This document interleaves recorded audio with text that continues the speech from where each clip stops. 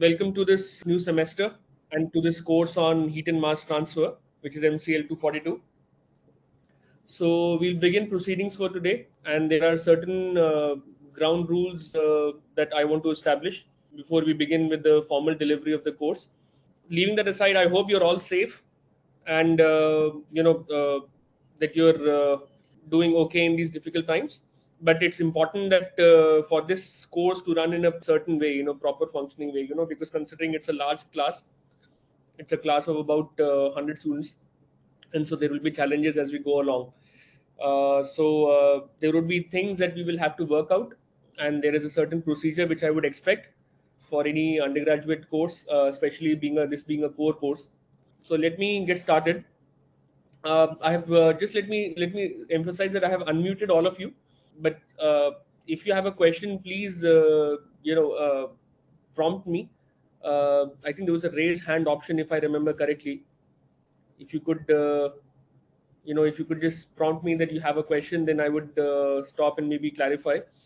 But other than that, I think today is the first lecture. I don't expect too many questions or too many doubts to come over, but let me just go through some of the aspects that you should know about this course. Okay, so I'll go straight to teaching methods in this course now, because this is what would be the primary concern for many students. So as I'm doing right now, we will do live lecturing using imparters. So I generally record my lectures and provide ahead of time, but I think there are some difficulties there as well. And for better monitoring how you are doing as a group, how you're doing in this course, I would prefer to have a live lecturing method this time around. So, but we will use only imparters. I don't want to use anything else. Okay, so imparters would be the method that we will use for lecturing. And as it is, I think even if the Senate has given a certain attendance policy, I firmly believe that attendance is no way of learning. So it doesn't mean that you should not attend. So I have a comment on that as well. But it is important that you take ownership of your own learning.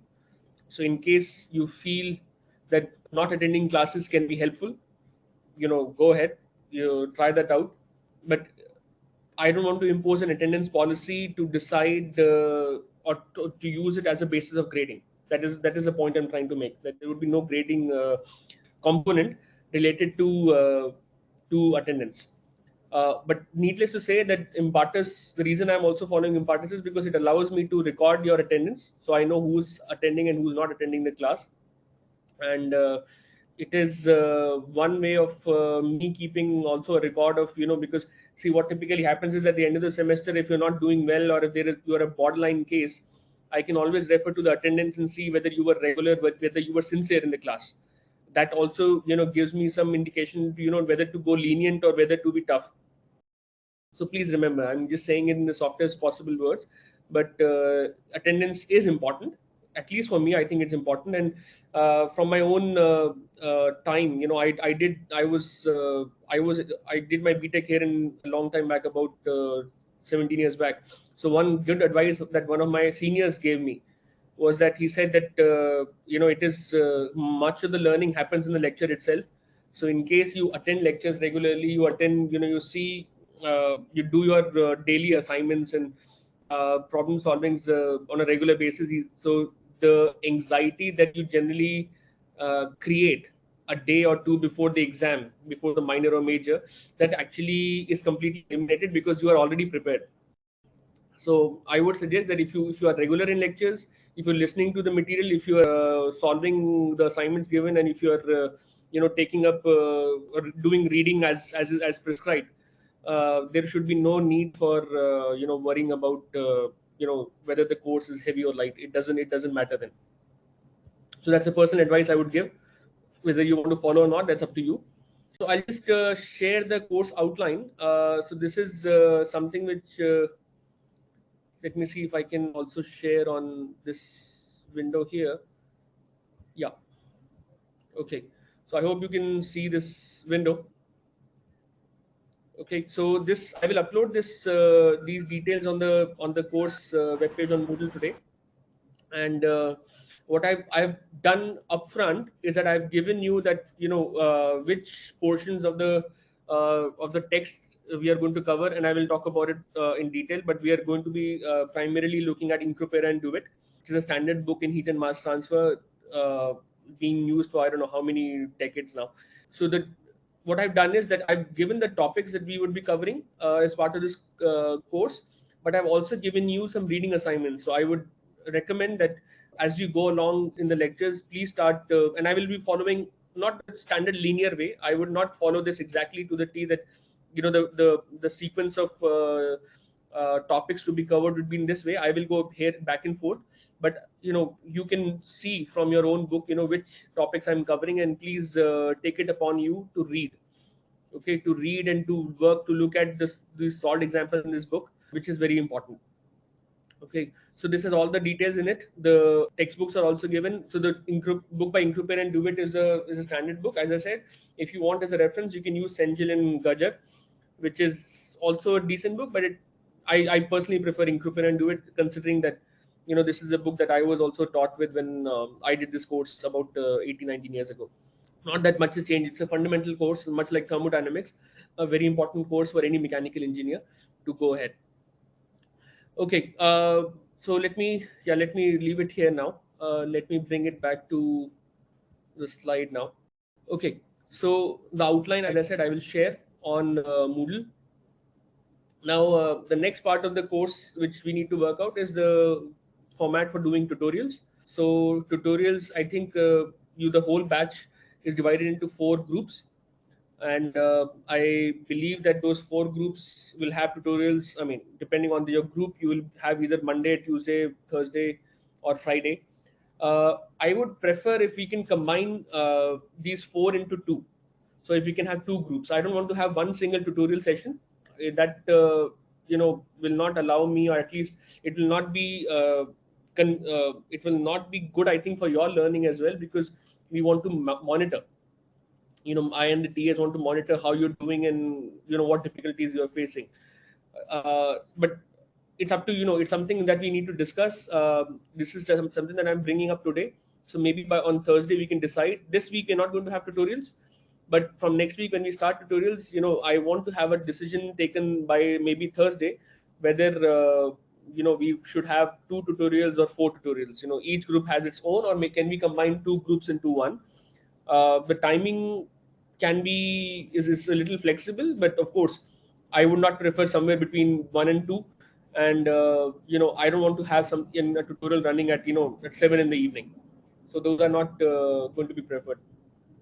So if there is a, I don't know, if you guys in your class have a class representative. We used to have this a long time back. I don't know whether it still exists, but is there any class representative, or in this mechanical batch, who I can maybe delegate this responsibility to at least collect some opinion, and uh, decide whether we can combine. Good Is there morning, sir. anyone? I am the class representative. What's your name? Tushar Pant. Tushar Pant. Prashant. Tushar Pant. Tushar. Did you say Tushar? Yes, yes, sir. Okay. So Tushar, can you do this for me? Can you collect some opinions by Thursday, and please let us know what works out. Sir, First of regarding all, tutorial. sorry. Regarding tutorial. Yes, regarding tutorials. I mean, can we? So what I'm suggesting is that if we have tutorials, see the whole batch would have 4 groups, right? One, two, three, four. So Yes. what I'm saying is, if you can combine, let's say, group 1 and 2 on a given day, and groups 3 and 4 on some other day. So, and what would that slot be, where all agree to be part of that tutorial? Okay, sir. I'll tell you by today evening or night. Yeah, you have time, but by Thursday we need to decide. Okay, sir. Okay. Okay. Okay. Okay. Thanks, Tushar. So as I was saying, we'll work out the logistics for the tutorial sessions. Uh, but these tutorials will be done using either MS Teams or WebEx. That we'll let you know. Okay, we'll create those teams. I mean, on teams anyway, the course list exists, but we'll divide them into 4 parts depending on the group, and or it can be done even using WebEx. I'll take the help of the TS to do this, and you'll get these weekly links. Okay, where these things will be done. The tutorial sessions will be held. I also will keep uploading some, interesting problem solutions to some interesting problems on YouTube. I'll share the link to that YouTube channel separately. So in case there is something, which you want to refer to, you can always do this. Now, this is an important part. I have planned to have a quiz every fortnight, which means once every 2 weeks. Okay. So these quizzes will be conducted in the tutorial session itself, but these will be automated. So these will be done on Moodle. Okay. So please keep this in mind that every 2 weeks we'll have one or two, or if not two, maybe 2.5, or whatever works out. Depends on how the which week has which holiday or stuff. But every 2 weeks, roughly every fortnight, we'll have one quiz. So please start calculating from today itself. And the other part is that I am expecting that, see, this is a class that is getting recorded as we are doing it. So I expect that you will have your mobile phones on silent, or make sure that you don't your phone calls don't disturb the other students, and especially me when I'm in a flow. I don't want to be bothered by phones ringing. And last thing I want to remind you is about plagiarism, because I know there was a lot of uh, discussion around what happened in the course on thermodynamics. Okay, so what I was saying is that this is something that you would have all signed on day one when you joined IIT, but please refer to this. It has some very important aspects, and unfortunately, when students don't follow it and strict action is taken, it doesn't. It just becomes a time to remind many things, that this is something that you are supposed to know, and not feign ignorance on it. So it says very clearly that you will not give or receive aid in examinations or in any work that is used for as a basis of grading, and that you will also do your share in upholding the spirit of the honor code. Okay, so please remember these words. I have broken it down into the most important parts of the honor code. So please make sure that you follow it, but you also ensure that you make you uphold the spirit by making sure that others also follow it. Okay, so turning a blind eye is not an excuse. Okay, but I hope that you will all follow, and so that we won't even have to have a discussion on this ever. Okay, so we come to the evaluation policy now. So I came across this lecture series by Professor Donald Sadoway from MIT, who used to say that it's very derogatory to call exams as exams or tests. He used to say that it creates pressure, and undue pressure on the minds of the students. So what he coined it as was celebrations of learning. Okay, so he said these are celebrations that we should have, and these celebrate what you have learned.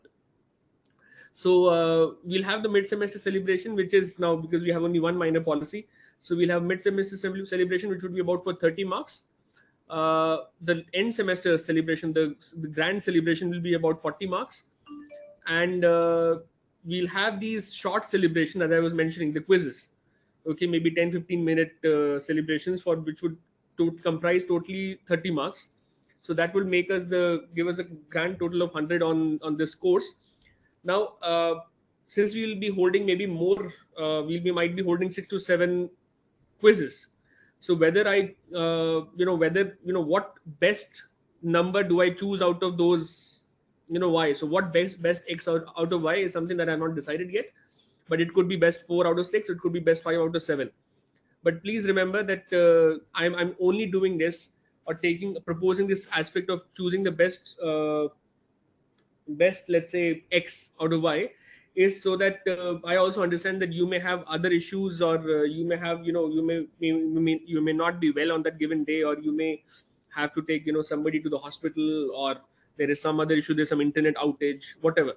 So these quizzes, these are into account those incidents.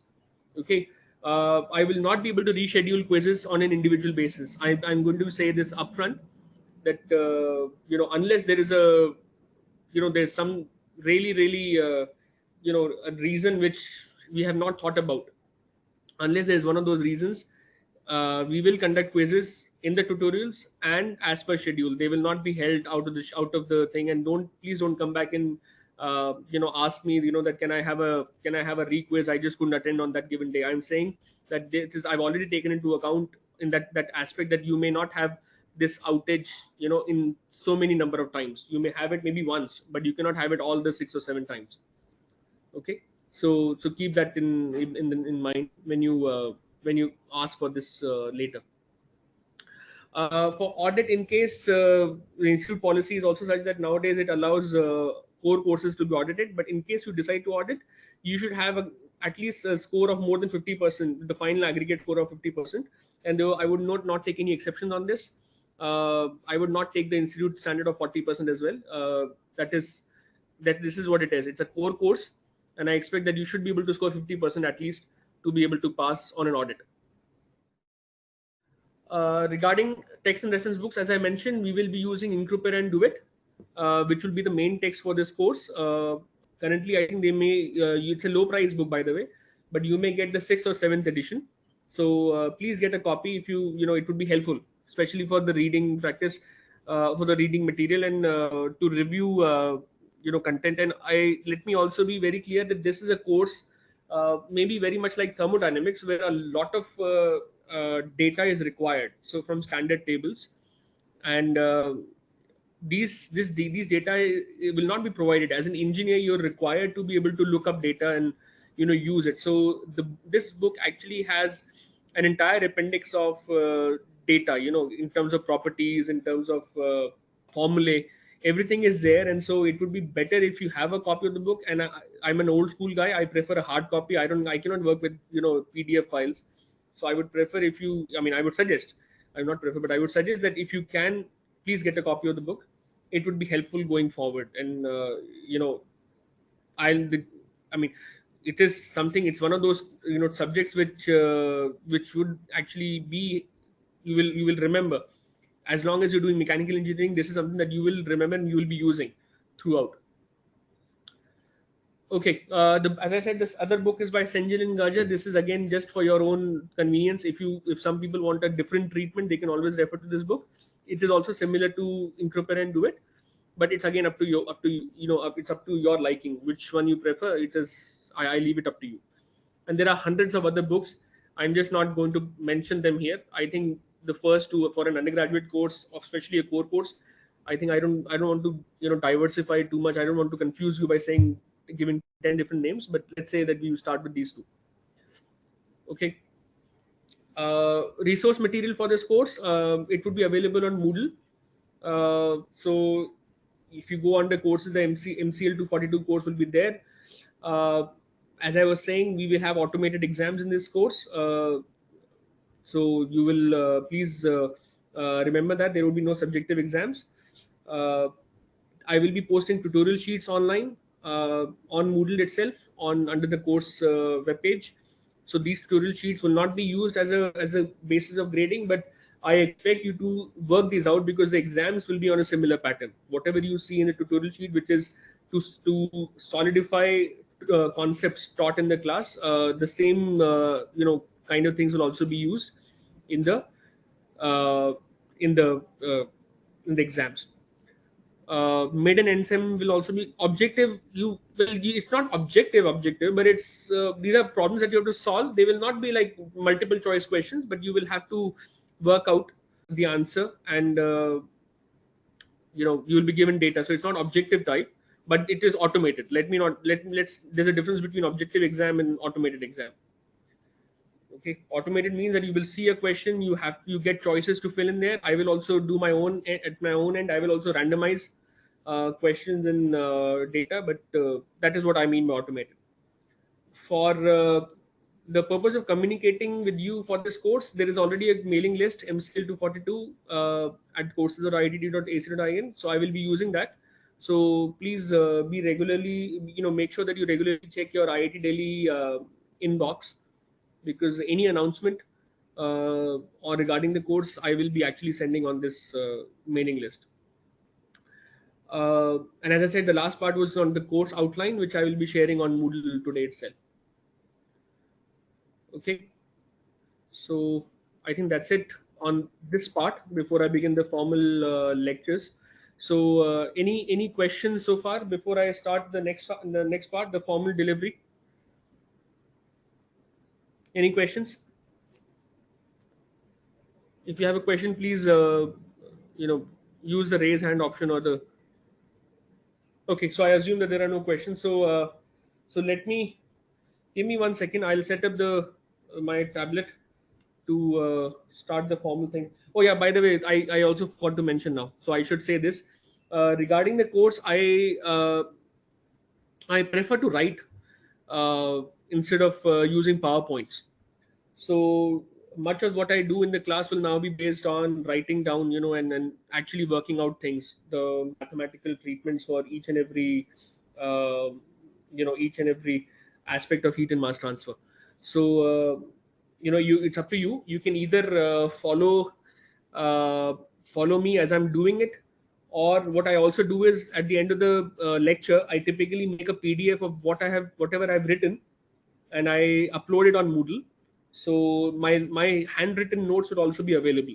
Whatever I write on that given day, that would be uploaded as a PDF under the backpack part of Moodle of Imparters.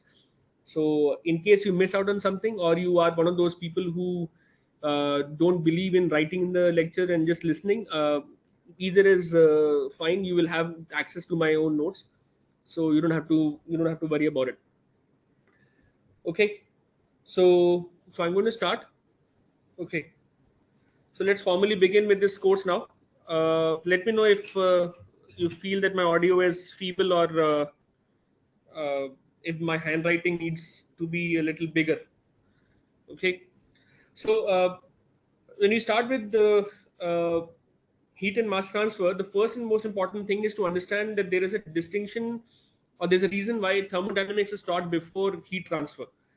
Okay, and there's a difference between thermodynamics and heat transfer, which is quite fundamental. So if I talk about let's say thermodynamics,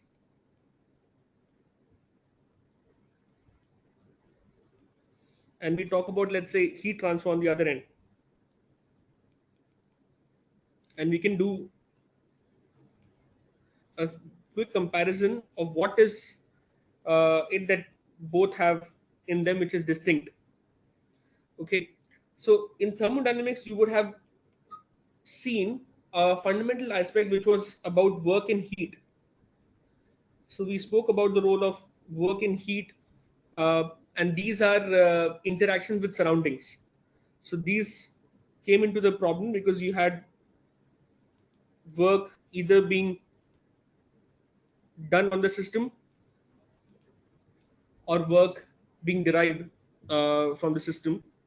In thermodynamics, you don't talk about how heat is actually flowing.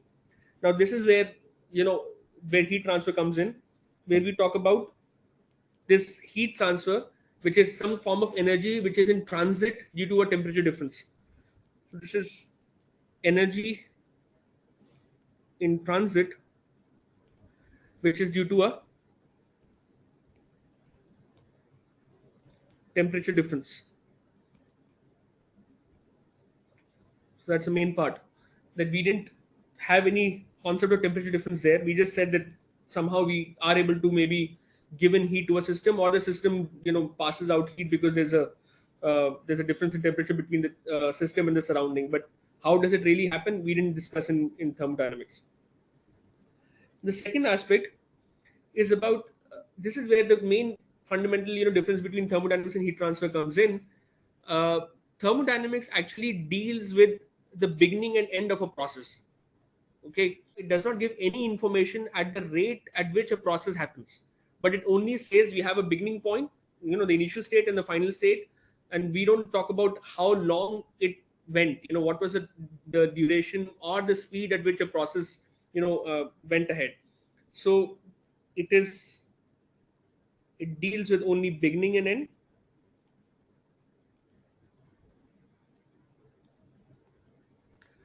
Okay, of a process,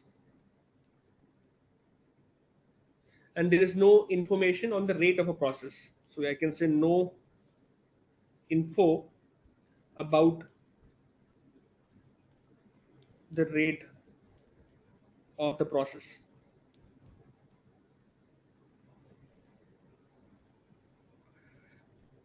What heat transfer does is it looks at determining the rate of of this energy transfer.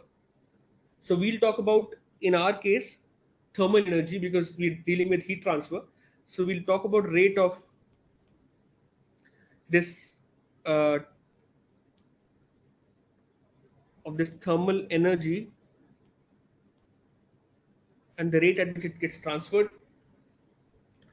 So rate of thermal energy transfer either to or from a system, and that would be primarily because of a variation of temperature. The third aspect that is also very important with with thermodynamics is that, if you recall, we only talk about systems in equilibrium in thermodynamics. So thermodynamics inherently deals with systems in equilibrium. So it deals with systems in equilibrium, but heat transfer is actually the complete opposite. It deals with systems that are, or that lack, I should say, that lack thermal equilibrium. Because as we will see, heat transfer can only happen if if the system is not in equilibrium. So this is a non-equilibrium process.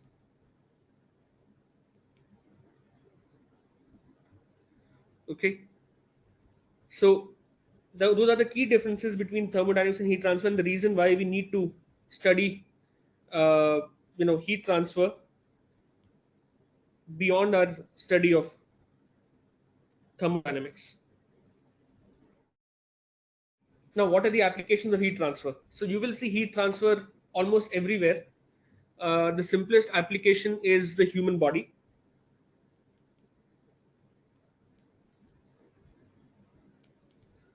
Simplest is human body, which regulates its temperature by a process called as thermoregulation.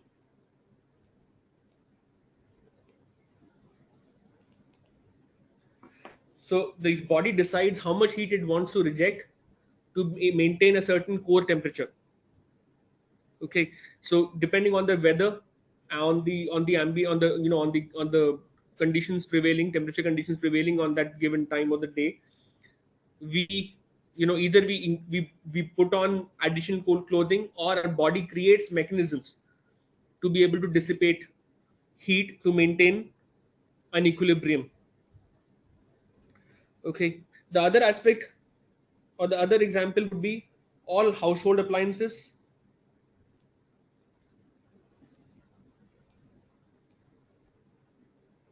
So we have, the most common ones being heating and air conditioning systems. So these work on the concept of heat transfer. The refrigerator works on the concept of heat transfer. So these are also aspects that you will where heat transfer is applied. Then the third one, which is what we are using right now, a computer or these portable electronics, they also have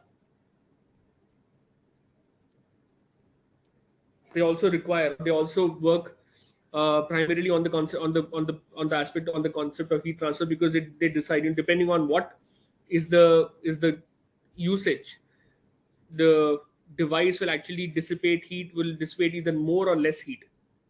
Okay, so if you're playing a very, I don't know, if you're playing a game which is very intensive in graphics, that would actually require you to dissipate much more heat, because the processor is going to do that many number of calculations on a given second basis. So that much more heat is going to be evolved. But if you maybe switch it off, or if, let's say, if you're even on your mobile phone, if you talk to somebody, you'll feel that the mobile phone gets hot, because there are these electronics which are actually dissipating heat much more than usual. But if you leave it alone, it actually cools down. So I would say computers and all electronic devices,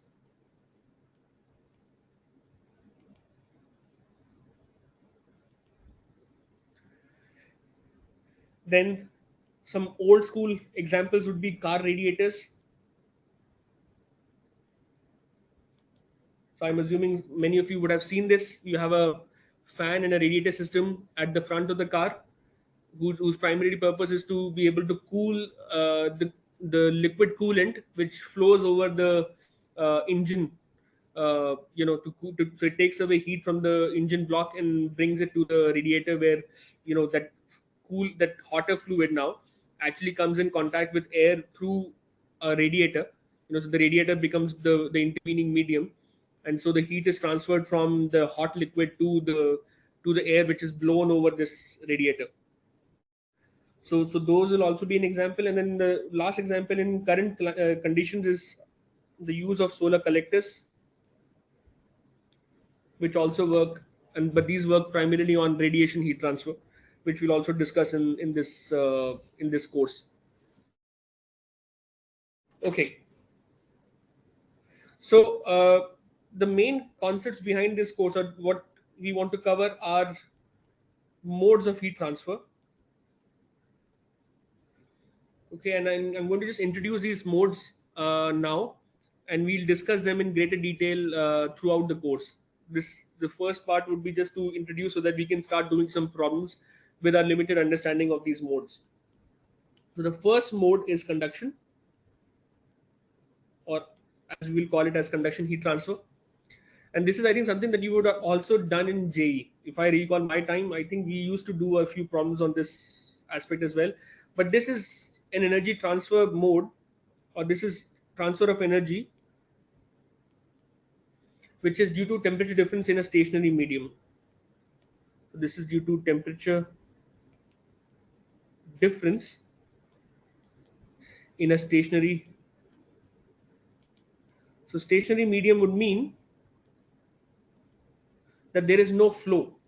Okay, there is no bulk flow of the medium itself. So this can happen both in solid or fluid, and by fluid I mean in general liquid or gas. And so the simplest example that I can give again is that you have a slab, let's say, I don't know, maybe a wall.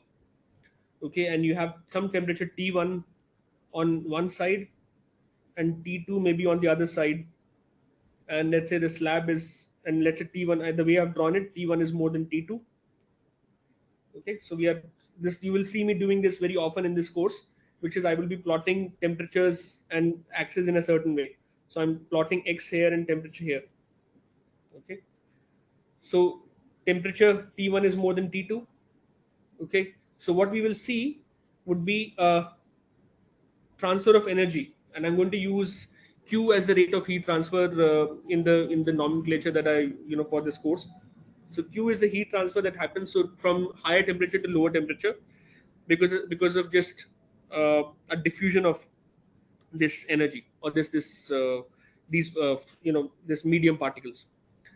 So that would be conduction heat transfer. The second mode that we will discuss in this course will be called convection.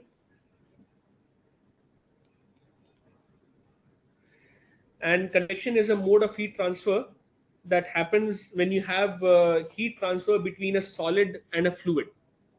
Okay, so it is inherently, so the way I can explain is that, let's say you have a solid surface which is at some temperature, let's say Ts. Okay, there's a solid surface which is at some temperature Ts, and you have a fluid which is flowing over this surface. So I'm going to draw the fluid with a cloud, which is generally the terminology again used in heat and mass transfer. So let's say the cloud has a temperature, or this fluid has a temperature T infinity, and it is going to be flowing over this surface. Okay, so this is a moving fluid. I should be very clear in saying this. And if the temperatures Ts and T infinity are not the same, I'm just picking up I will just pick up Ts to be more than T infinity, but it could be the other way around. The T infinity could be more than Ts. Okay, so if the temperatures are not the same, then there would be some rate of some heat transfer between the moving fluid, or rather between the plate or the surface and the moving fluid. this heat transfer I'm going to denote again by Q. Okay, so there would be, because the plate is hot and the fluid is cooler, so there would be some rate of heat transfer from the hot surface to the cooler fluid, which is primarily the way the car radiator works.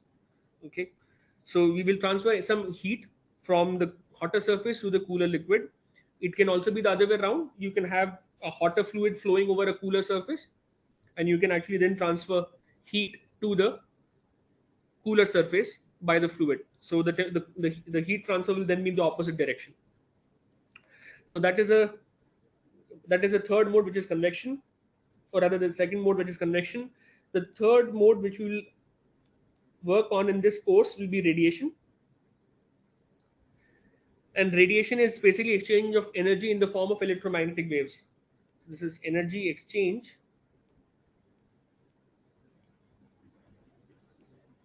in the form of electromagnetic waves. And this happens between two surfaces which are at different temperatures. So between two surfaces at different temperatures. So you can imagine this as, let's say we have two surfaces, maybe something like that. Need not be flat. I'm just taking it as an example. One surface is, let's say, at some temperature T1, the other one is at T2, and let's say T1 is not equal to T2. So then in this case, the two surfaces will actually exchange energy in the form of electromagnetic radiation. And of course, there are only two surfaces, let's say, which are in the system, then the two surfaces will eventually reach one common temperature. Okay, they will attain an equilibrium state. But those are not the problems that we are very concerned with. We are more concerned with what happens dynamically, how the heat transfer happens between two surfaces. Now, this is also a mode which does not require the presence of a medium. Unlike conduction and convection, this does not require the presence of a medium. What it means is that this can also happen in vacuum. And in fact, as we'll see, that this happens most efficiently in vacuum. If there's a medium, let's say there's a gas in which, maybe air, then that gas tends to absorb this radiation, so the effectiveness of the radiation exchange decreases. Unlike the other two cases, convection and conduction, where you need a medium. In both cases we had a medium. This was actually a plate which was, or a wall which is made of some solid, and convection is between a surface and a fluid. So in both cases we had a medium. In this case, it need not have a medium. And for the introductory course on heat and mass transfer, we will actually do more problems on radiation exchange uh, without a medium, because having a medium actually makes the problems, or makes the analysis a little more complicated. Okay, so let me now go a little deeper into each of these modes, and uh, explain to you some fundamental aspects of these three modes. So let's start with heat conduction.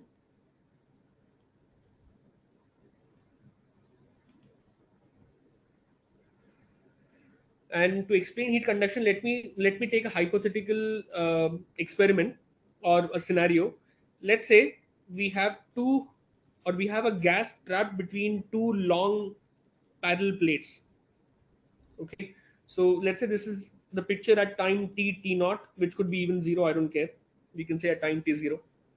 Let's say there are two plates which are at temperature T1. Okay, and there is a gas here trapped between the two plates. Okay, so this gas is such that there is no bulk motion, which means we are not driving the gas. There's no fan or a blower to drive this gas in this, and the gas is trapped. So you can imagine this to be maybe even a beaker, or rather a tank, and a tank in which there is a gas. So inherently, what would happen is, when there is no bulk motion means that you don't see all as an entirety, the whole fluid moving in one direction. But what you see on a molecular scale is that you'll have gas molecules which would be actually moving in a random fashion. So you'll have these gas molecules colliding with each other, also moving randomly. Okay, and the randomness or the velocity of this random motion depends on the temperature. So let's say at time t0, this gas has attained some kind of thermal equilibrium with the wall, so that the temperature of the gas on an average is also the same as the temperature of the wall, which is T1. Okay, so at this point, these molecules are experiencing random translational motion.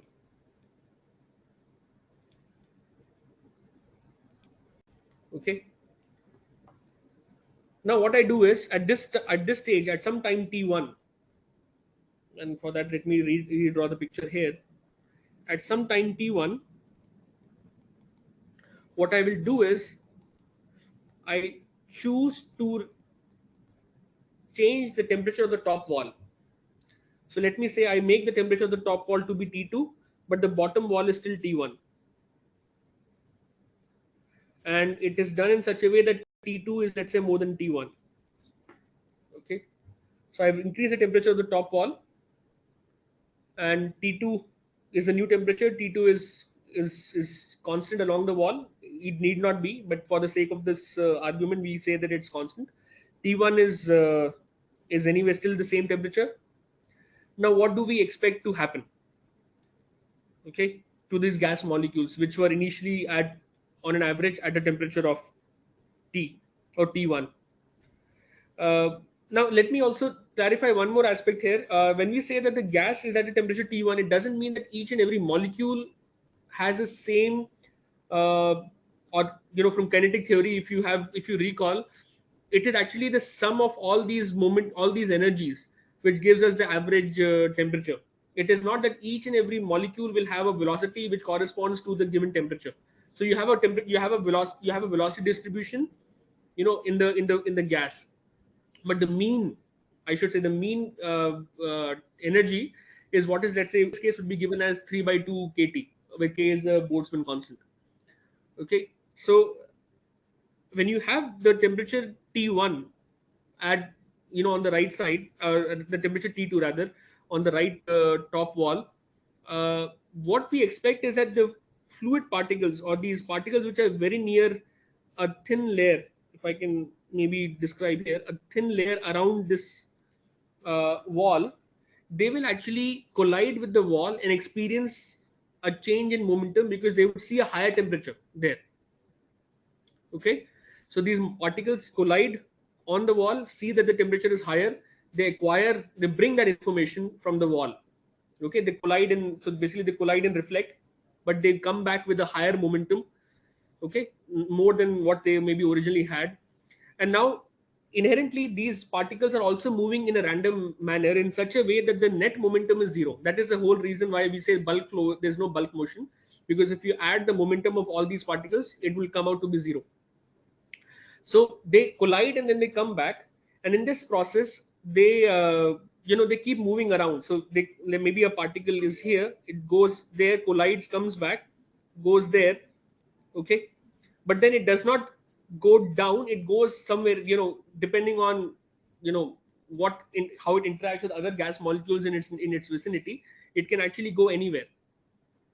So this randomness in its motion creates this effect, that the energy that these particles acquire from the wall, it gradually moves downwards, it gradually diffuses through the different layers of this gas. So energy transfer, though it happens in this direction, okay, in the direction in which I have drawn my arrow, but it happens very slowly. It happens because of purely random, momentum exchange, if I can say it. So this process, where energy transfers from high temperature to low temperature, because of this random behavior, this random motion of molecules or of particles, is what we call as conduction. So this random motion of particles is what that contributes to diffusion of energy. And now you can understand why I'm calling it as diffusion. Oh, sorry. Now you can understand why am I calling it diffusion, because this is actually pretty much like the way diffusion works. Remember, the simplest example of diffusion that is given is that if you have a, let's say, a perfume, you spray it in the corner of a room, it does not necessarily reach the end of the room instantaneously. There's a diffusion front. It goes slowly through different regions until it hits maybe the other side. So this process of conduction is also the same as diffusion heat transfer, where it takes place because of energy transfer from high temperature to low temperature, but it happens because of pure random motion. Okay. Now this random motion, it may seem that this random motion is a characteristic of the gas and may not be applicable for solids or liquids. So that is not true, because even in liquids, even so liquids are maybe slightly more tedious because the molecules are still free to move about, but not to that extent. In gas they can move much longer distances, but in a liquid they will move to smaller distances, but the energy exchange will be the same. In solids the transfer of energy is slightly different, but it has a similar principle. In solids, what you can typically imagine is that you have these solid atoms being held together with, in the through springs with each other. So this is a canonical model. It doesn't mean that this is what it really is. So molecules are actually, or particles, atoms are held together by springs. And so when you agitate one atom, let's say, with the high temperature, that energy is actually transferred to the next atom through these vibrations in the crystal structure. So there are what we call as lattice vibrations, which lead to transfer of energy in solids. Okay, this motion due to lattice vibration that basically will pass on. So once you agitate one end, which is, let's say, with a higher temperature, so the molecule will, or the atom will start vibrating maybe with a higher velocity, and that velocity gets passed on to the next one, and to the next one, and to the next one. So that then diffuses through the structure. So solids will also see a similar behavior, um, as compared to, or as we see in liquids and gases. But in each case, because the items are bound in a slightly different way, so it may not be exactly the same as what I have described for a gas. Now, to describe the rate at which energy transfer happens in conduction, we use a rate equation which is called as the Fourier's law.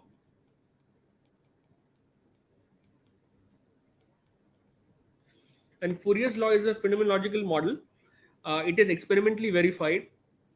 Okay, and it goes something like this, which is, I'm pretty much sure that you've done this in your JE, but let's just look at it again.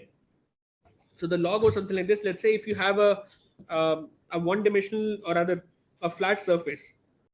Okay, let's say we have a flat surface which is at some temperature T1 on one end and some temperature T2 on the other side. Okay, and I can again draw my coordinate system in this just to indicate what am I referring to. So this side is temperature, and this side I will plot maybe the x-axis. Okay, I'm using it in such a way that this slab is assumed to be going to infinity on either direction. So it's a large slab, in that direction. It is also a large slab, I would say, in the direction perpendicular to the plane of this paper right now. So it also goes up to infinity. If I can draw it here, like this, so it is going there till infinity. It's a large slab, so the only dimension of interest is the thickness of the slab, which I can maybe denote by L. So L is much smaller as compared to all other dimensions in this slab. So Fourier's law, because, and again, because as I'm saying, this is a problem in which only one dimension matters, which is the thickness of the slab. So this will be an example of one-dimensional conduction, because energy transfer is taking place in this one direction. Okay, along x. So for one-dimensional plane wall, this is an example of a plane wall. For a one-dimensional plane wall, Fourier's law says that the rate of energy transfer per unit area. So I'm denoting this as heat flux, which essentially is energy transfer per unit area. So its units are watt per meter square. Okay, double script here is actually indicates that this is a flux. Okay, so please remember this. This is also a nomenclature that we'll be using. Double symbol on the superscript will indicate it's a flux. Subscript of x means it's a flux in the x direction. Okay. So Fourier's law says that that this flux is proportional to the temperature gradient in the body. Okay. So there is a proportionality here. Okay. But what Fourier's law then, if you have this proportionality, what we do is we remove the consider proportionality and say q double dash x is minus k dt by dx. K is what we call as the thermal conductivity of the material, or the constant of proportionality, whose units are watt per meter Kelvin. Dt dx is temperature gradient, so that would be units will be Kelvin per meter. Okay, and then we have a negative sign here, which is very important. Okay, this negative sign indicates that we want to say that heat flowing from a high temperature to low temperature is positive. Okay, so in this case dt dx is actually negative because temperature is decreasing along x. So a negative sign is brought in to indicate that the heat flows from a higher temperature to a lower temperature. Okay, otherwise it would be negative. I mean, if we didn't put a negative sign, it would mean that dt dx is negative and so flux will be negative. So just to remove that aspect, that discrepancy, we are making sure that we put a negative sign to indicate that this is heat flow from a higher to a lower temperature. More importantly, let me also say a few things about flux, because I said this is heat transfer per unit area. Now, but which area are we discussing? Are we talking of? So this is heat transfer per unit area, which is, and this area is that area which is normal or perpendicular to the direction of transfer. So per unit area that is perpendicular to the direction of this transfer. So what it means is that in this case the area is, this, let me, if I can maybe draw it with a different symbol or different color. So it would be this cross section area, because heat is flowing in this direction. So whatever is a cross section area of the wall, okay, through which normally the normally would mean in the normal direction the heat is flowing. So that is the area that we need to take. Okay, so if that is a flux, the total rate of heat transfer will be, so if I say qx, that would just be the flux multiplied by the area. Okay, so in this case that becomes minus ka dt dx, and this is of course the units are in watts or joule per second. And this area, as I was saying, this is area perpendicular to direction of transfer.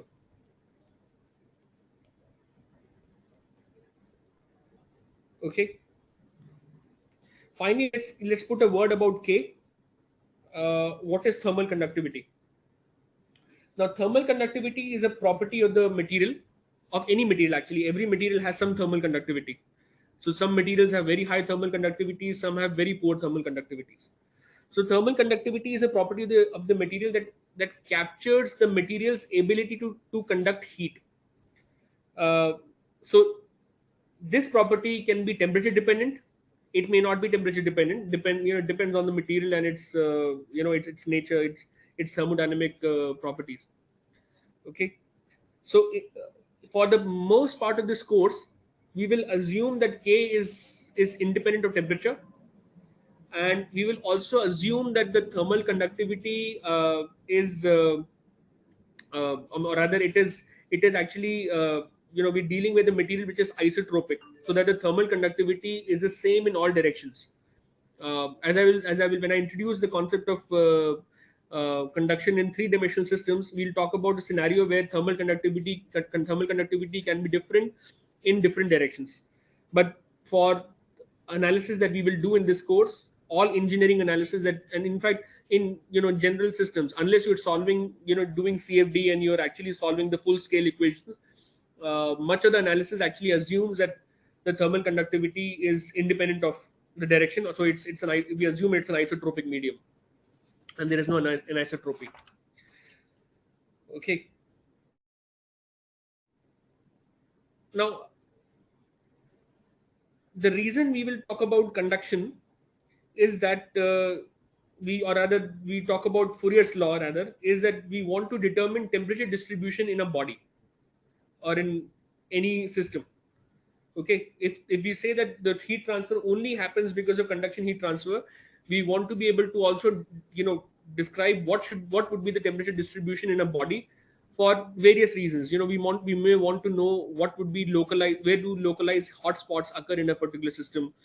Some systems may actually fail beyond a certain temperature, so we want to make sure that we know what is the highest possible temperature, maybe in the core of the medium. So those will be the classic examples where conduction analysis is actually very helpful.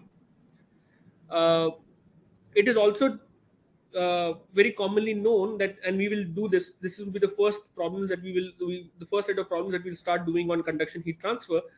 But it is also known that in a system like this, in a plane wall that I've described, if there was no heat generation, so let me write this: if there is no heat generation or dissipation, which I will discuss in a short while in the next lecture. So if there's no heat generation or dissipation, and at steady state,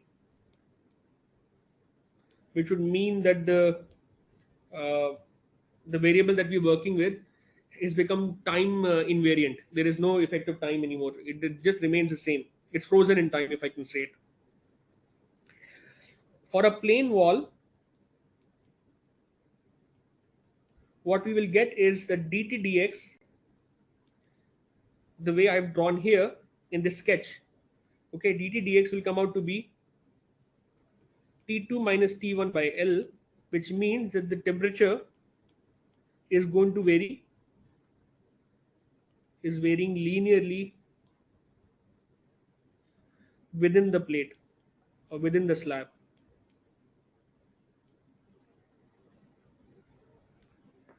So we will prove this, but for now I think I can just say that if if you're working at steady state without any heat generation or dissipation, then the temperature gradient becomes a linear function of the temperature. And so basically you can write dt dx as T2 minus T1 by L, or you may write minus d2 dx or minus dt dx as minus T2 minus T1 by L, which is what we need. And once we have this, now you can see that I can calculate the heat transfer qx. I can calculate qx as k negative will get absorbed, so k times 8 times T2 minus T, or rather T1 minus T2 by L. Okay, so this concept is typically used to measure thermal conductivity of various materials in the lab.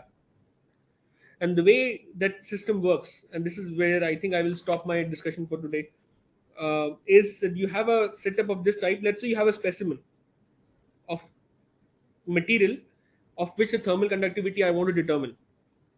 Okay, so this is some specimen with whose thermal conductivity is unknown. So I can say K is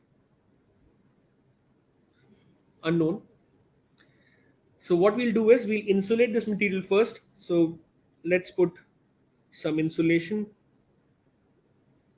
on top and bottom. So this is insulation, and by insulation I mean thermal insulation.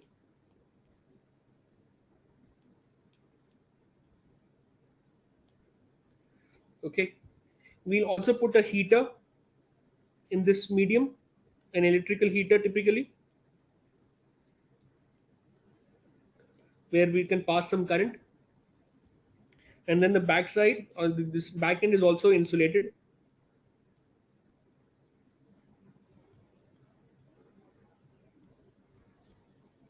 Okay, so the electrical heater that I put in here, the electric heater, I can monitor its the current and voltage I apply across this heater, so I sort of know how much heat I'm dissipating. The I square R, effect I know, so I know how much heat will be flowing through the conductor or through the electrical heater.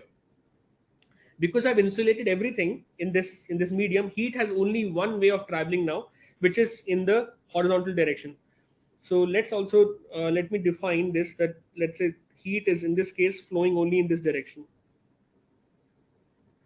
Okay, there are two dimensional effects, but I would not worry about them right now. So heat flows in this direction. If I know the length of the specimen, if L is known, okay, and if I also know this area now,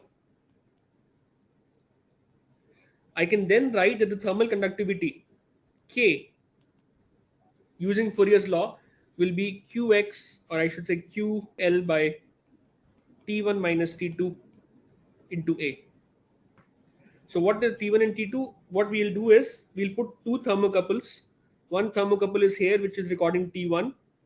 A second thermocouple is here, which is recording T2, and these we are measuring using thermocouples. So knowing the temperature difference at steady state, I can then write that the thermal conductivity will be the rate of heat transfer at steady state, which is Q times the thickness of the material divided by T1 minus T2 into area. So that will give a simple way of measuring thermal conductivity of a solid block. Of course, the problem is complicated when you deal with gases and liquids. But for solids, this is very routinely used. Something which we use in the lab all the time. For gases, the conductivity K is actually proportional to square root of T by M, and this comes from kinetic theory of gases. So T is the temperature and M is the molar mass.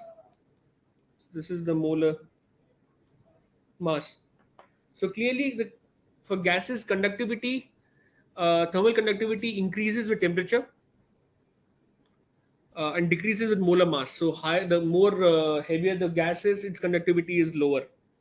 Okay, in liquids,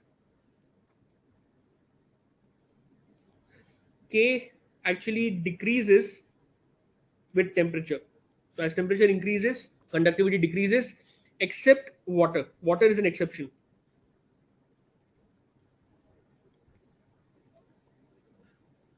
Okay, these are commonly known facts about many liquids. And then in solids, when you talk about temperature dependence or even their behavior, now solids have inherently metallic, actually I should say good electrical conductors, which are metallic conductors. They have a high thermal conductivity. So the easiest example that you can see is copper. Copper has one of the highest thermal conductivities you would see of any metallic conductor, which is about copper. The conductivity is about 390 watt per meter Kelvin at 25 degrees Celsius. Okay, crystalline solids and also semiconductors. These are also good conductors of heat. Okay,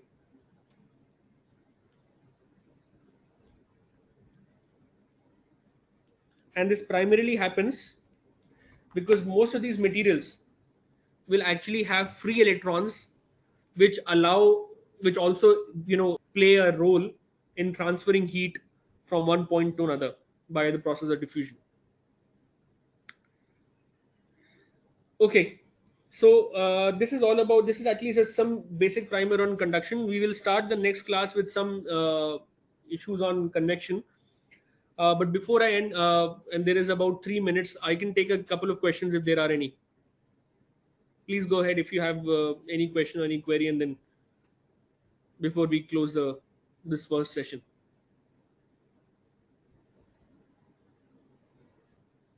Okay, some people have Shamim Baksh. Shamim, did you have a question, or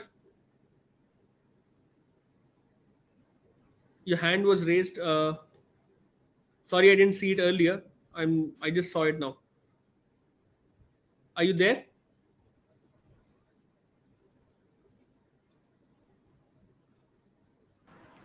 Yes, I have just a question about that the direction of area, Right, like right. when the heat is flowing in x direction, the area is like in is like a plane in y z direction, right? Yes, yes. Yes, that's the only question. Okay, good, good.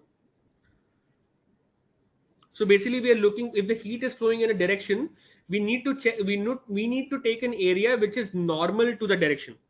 Do you understand that? So the area also is a vector. Area is a vector. So area will have a vector which is normal to the area, the face of the area. So that normal should be pointing in the same direction.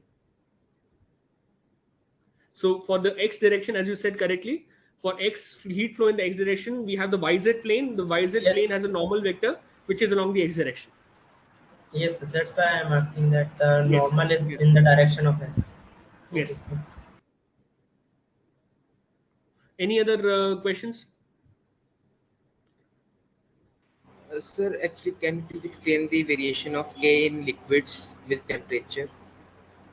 See, actually, Second question. K. No, no. So we will get to that point. In fact, when we talk about conduction in liquids, I will bring this point again.